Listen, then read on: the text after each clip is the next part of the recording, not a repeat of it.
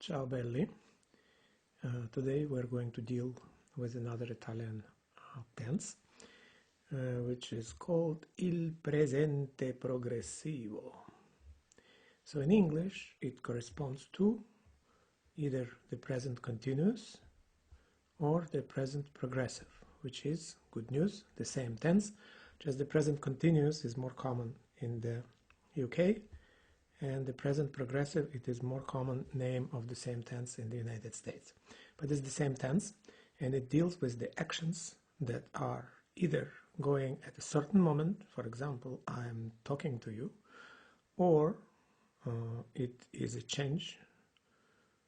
His kittens are growing fast, or it is also can be used as ongoing action in the past tense as well. But today we're going to concentrate on just the present aspect of it. So it will be il presente progressivo, the present continuous. So we're going to see the day of il lupo, the wolf, and the actions that he could do as progressive actions. So, for example, you already know how to use the present tense, and if you don't, it would be a good moment to review it before this lesson. But if you do, you already know how to say he speaks, or he brushes his teeth, or he works, or he sings in the shower, or he's drinking his coffee. So today we're going to learn how to say and how to express the ideas that, let's say, he is talking. And we're going to concentrate on the momentarily aspect of it. He's talking at this very moment. All right, so let's do that.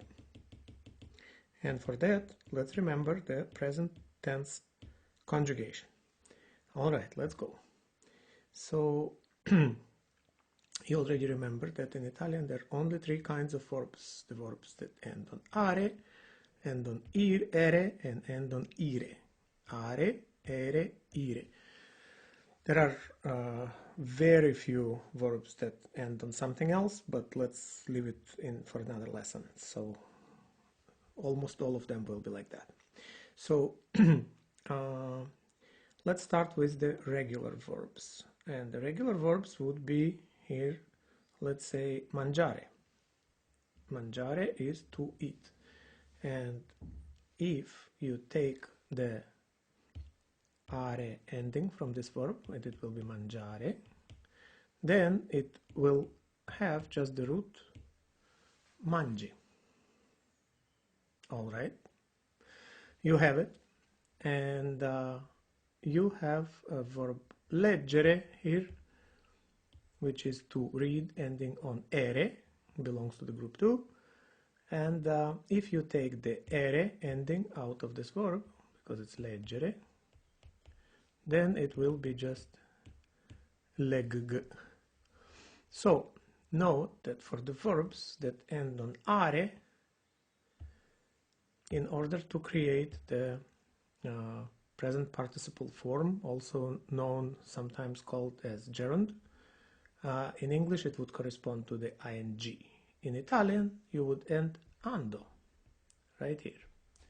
And so if you say, you put this root and you add ando, then you have what in English would correspond to eating. Yeah, so this is the present participle form of the verb. Instead of to eat, it is eating, mangiando. And then for the second group of the verbs, this is the first group and this is the second group. Group number 1, group number 2. Here are the ere and ire, both. And both of them will have the ending endo right here. So you will have that legg, and then you would end endo. and then knowing the rules of Italian phonetics, you know that it will be leggendo, because the G followed by E will be the J sound, same as in English. So leggendo would be translated in English as reading. Yeah? All right. So you have here eating and reading, and you know how to do it for the AR verbs, ER verbs, and IR verbs in Italian for the regular verbs. All right. So let's take a look of the irregular verbs. There are some irregular verbs. We're not going to learn all of them. I just want to tell you that they do exist. So you add to the verb fare that you have here, to do or to make, endo. It's a highly irregular verb, you will remember that, and note that they need to be memorized one by one. There are not that many, but you have to memorize them in order to conjugate the verbs. Then the next one will be dicendo, and it comes from the verb dire. So these are fare, to do, to make, or dire, to say. And then the gerund, or the present participle form, will be dicendo. Please note that if you know the present tense conjugation, and if you conjugate it for io form, fare would be faccio, and facendo is more similar to that, and dico in the second case for I say, they will be more similar to that. So the good idea is to check your conjugation with the present tense, first person conjugation. Okay? Then you have the verbs like svegliarsi. You already know reflexive verbs. If you don't, would be good moment to review it. That si means self, and lavarsi will be the same thing, to wash oneself. So svegliarsi, to wake oneself up, lavarsi, to wash oneself. So you do exactly the same conjugation as in the case 1 for regular verbs, if they're regular verbs. So you have svegli, because you take out the ending are, and then you say, you add, as we decided, you add this, right, ando case, so it is svegliando. That means waking. But you said waking. You didn't say waking myself, or yourself, or himself, or whoever. So you need to put that. So that C needs to be adjusted to the necessary person. So for example, if you say, I am waking myself up, you would say,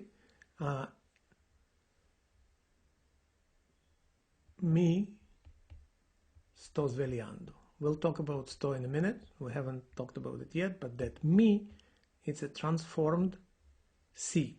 Here it was self, and here it is myself. Why is it myself? Because I am waking myself up. Yeah?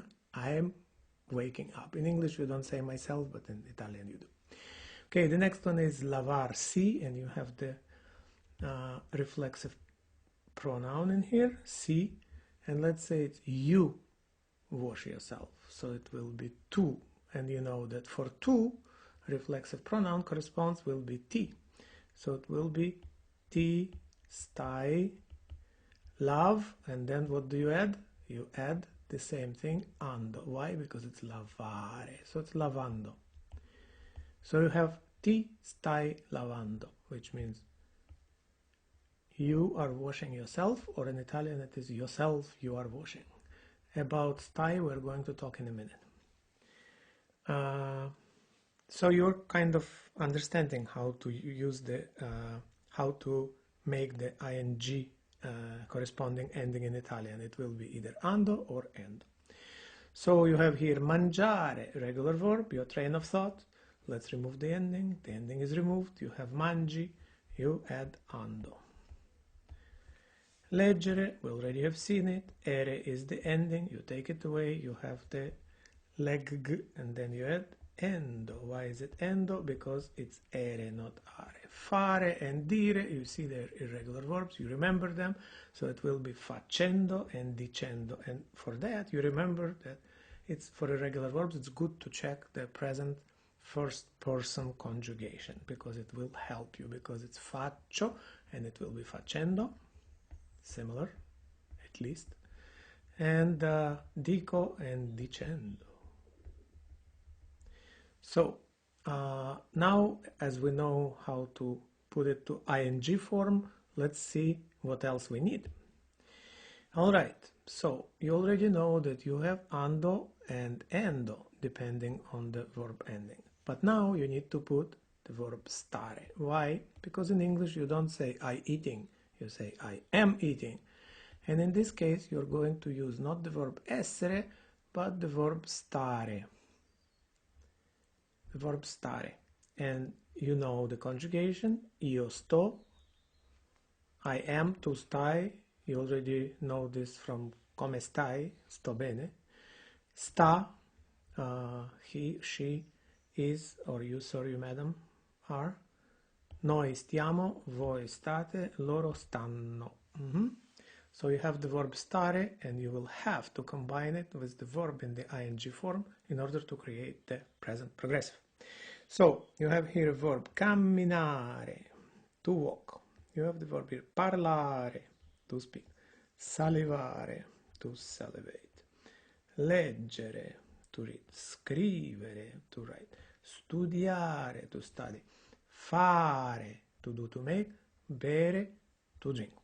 So you have here your old friend Lupo, just woke up, is preparing his coffee. Coffee. And then the lupo, the wolf, then you use the verb stare according to the person, and the person is third person singular, so it's he. So it's lui. So it is sta. You see it here. Lui sta cammin, and then you have camminare, you eliminate the ending, and then you add this one because it is are, so it's camminando. The wolf is walking. Lui non sta, he is not. Again, you use the same conjugation because we're speaking about him, lui.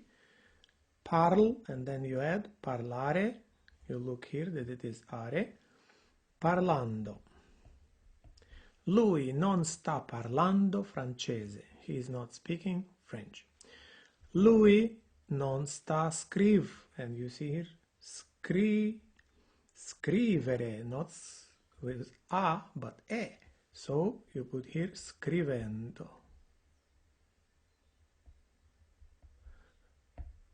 Non sta scrivendo, he's not writing. Then you have il lupo sta bev il caffè. Aha, bev, irregular verb. You see it here, bev. So you remember it, that it's bevendo. He is drinking the coffee, or he's drinking coffee. Then the next one is lui sta and you remember that it's faccio. Aha, facendo. And you remember that it is another irregular verb that needs to be memorized. Lui sta facendo colazione. He is having breakfast.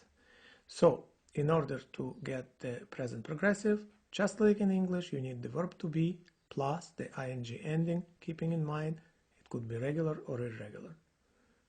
If it is reflexive, one more thing to take care of, it's the reflexive pronoun. We saw it on the last page. All right. Now let's talk a little bit more about that reflexive, the morning of the wolf. The morning is the time when you usually take care of self, right? So we have here svegliarsi, to wake up. We have here alzarsi, to get up. Lavarsi, to wash oneself. Vestirsi, to dress up. Radersi, if you pay attention to the wolf, you see he's very unshaved. So radersi means to shave. He needs to do it to himself. All right, so you have here Il lupo si sveglia presto e fa colazione. The wolf wakes himself up early and he has breakfast. So what you need to pay attention here is that C is separated from this verb. It's that C. And it could go before the conjugated verb. You see, sveglia, wakes up. And that's one of ways of doing it. Note that this is not present progressive, it's just a present tense. I just kind of want to remind you how to use the reflexive. If we make it present progressive, lui sta svegliandosi. And then we have he, same verb that you need for the third person, sta. He is svegliandosi. Svegliando, we used ando because it is a ere verb, are. And then we add the reflexive part to the end of the gerund or the present participle, svegliandosi. But Italian is the language of freedom, so you can also do it this way. Lui si sta svegliando. So that si could either precede sta or to be at the end of the gerund or the present participle form. Yeah? Okay. Lui si sta alzando. Again, lui is always optional in Italian because it's the subject pronoun, but I put it here for extra clarity. Si sta alzando. Himself, he is getting up, literally. Lui sta alzandosi. So you could put that si reflexive before the stare, or you can put it at the end and it becomes one word at the end of the gerund form or the present participle. Lui si sta lavando. He is washing himself. And again, you have here an option of putting that si in two different places. Both are correct. And again, remember that lui is always optional, and most commonly in Italian you omit it if you know what we're talking about. So if you don't need it for clarity. Lui si sta vestendo. He is dressing himself. Can you make the other sentence? Could you use the other form that I just showed to you? Lui sta radendosi. He's shaving himself. Could you give me another alternative form? Let's see if you can remember that. All right. And then you have here, just to review, the reflexive pronouns. For io, it will be me. For tu, it will be ti. For lei, it will be si. For lui, it will be si as well. For noi, it will be ci. For voi, it will be vi. And for loro, it will be si. And it would be corresponding, as you remember, to myself, yours, myself, yourself, himself, herself, yourself as the formal, sir, madam, ourselves, yourselves, themselves. Okay, so please remember that a reflexive verb doesn't make things different, it just gives you one more step to take care of. All right, so what have we learned in this lesson about the present progressive, also known as present continuous? Let me recapitulate. We learned here that you need stare, the verb stare, to be, and then you will use either ando or endo, depending whether the verb ends on are or ere, ire. You remember that there are some irregulars that need to be memorized, and what will help you is the present tense of the present tense, the first person, to check how it will be formed. And then finally, that reflexives are going to give you an extra step that you need to take care of, that reflexive pronoun self. And if all of that happens, then the rabbit will not be sad anymore. He will get his coffee, and you also will remember that the word for a rabbit in Italian is il coniglio. All right, I hope it was clear and helpful, and if not, let me know and I will re-record it or record the practice for that lesson. Ciao.